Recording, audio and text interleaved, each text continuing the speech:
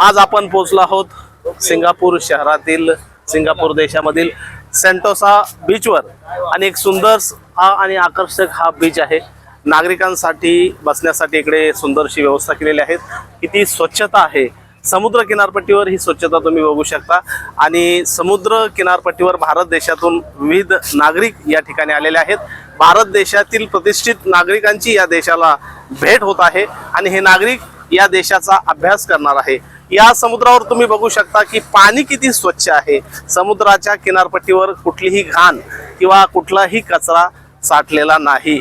या देशातील नागरिक आणि इतर देशातीलही नागरिक या ठिकाणी भेटीसाठी येत आहेत आणि ही समुद्र किनारपट्टी शोधत आहेत, बघत आहेत। एक सुंदरसं ठिकाण सेंटोसा बीच या ठिकाणी आहे आणि आपणही या बीचवर भेट दिली पाहिजे, बघितला पाहिजे। आणि हा बीच बघितल्यावर मन एकदम प्रसन्न आणि शांत वाटतं की जेथे खरोखर प्रसन्नता लाभलेली आहे।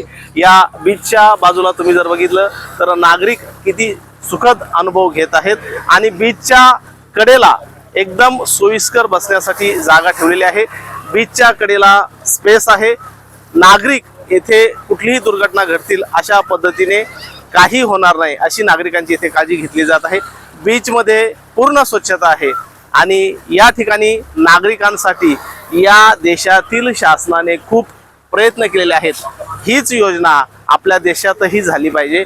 समुद्र किनारपट्टी ही स्वच्छ चांगली राहिली पाहिजे आणि समुद्र किनारपट्टीतून नागरिकाला सुख समाधान प्राप्त झालं पाहिजे। माणूस एक या ठिकाणी भेट देतो की जेथे आपल्याला समाधान, सुख, शांती मिळेल आणि बीचवर येऊन आपल्या कुटुंबाचा आनंद व्यक्त करता येईल असं प्रत्येक व्यक्तीला वाटतं। आणि सुंदरसं हे सेंटोसा बीच सिंगापूर देशामध्ये आहे आणि नागरिक याचा आस्वाद घेत आहेत। या ठिकाणी अनेक नागरिक या ठिकाणी बसलेले आहेत।